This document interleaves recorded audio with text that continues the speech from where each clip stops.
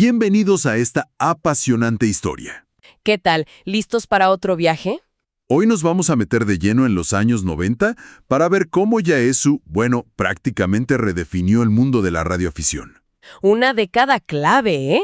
De muchísima competencia y, sobre todo, de un salto tecnológico gigante. Totalmente.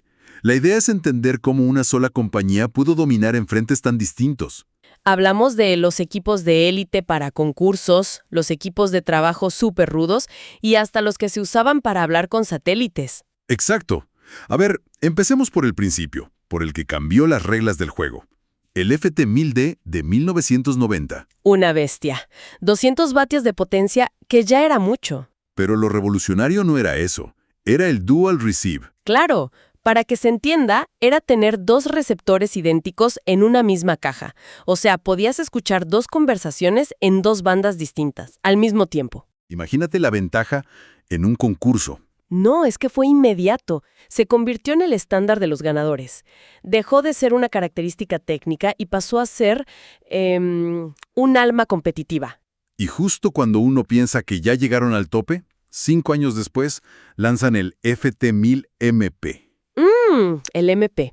Y ahí la gran innovación fue otra cosa.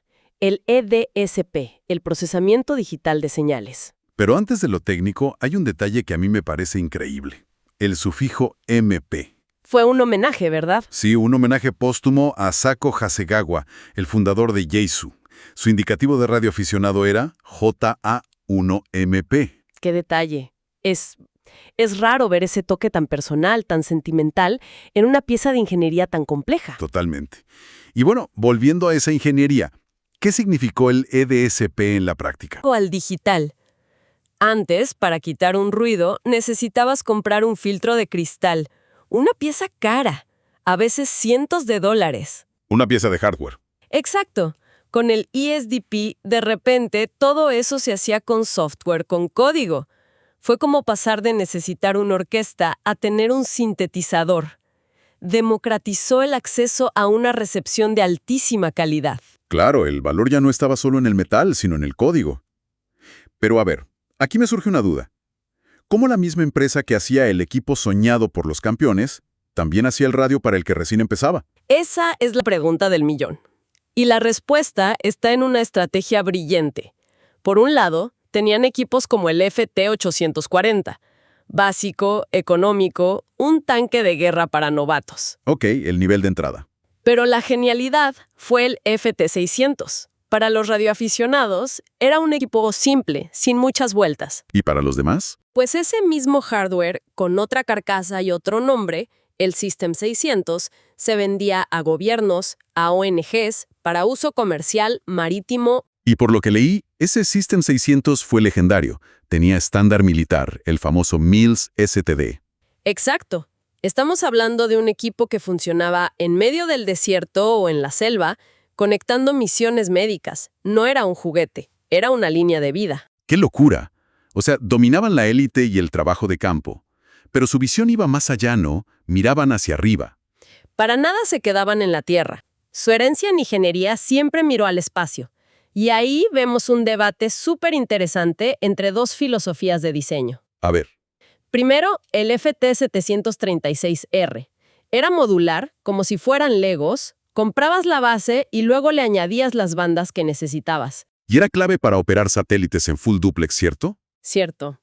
Que es básicamente poder transmitir y escuchar tu propia señal al mismo tiempo para saber que le estás apuntando bien al satélite que se mueve a miles de kilómetros por hora. Y la otra filosofía. La integración total. El FT-80447 de 1998, conocido como la Estación Terrestre, metió todo en una caja. HF, VHF, UHF. Y le añadió algo que parecía ciencia ficción. El seguimiento automático del efecto Doppler. El Doppler, que para que se entienda fácil, es como el cambio de tono de la sirena de una ambulancia cuando se acerca y se aleja. Lo mismo le pasa a la señal de un satélite. Y este equipo lo corregía solo. Fue el fin de la modularidad por la conveniencia total. Impresionante. Al final, la gran lección de Yaesu en los 90 no es solo sobre potencia.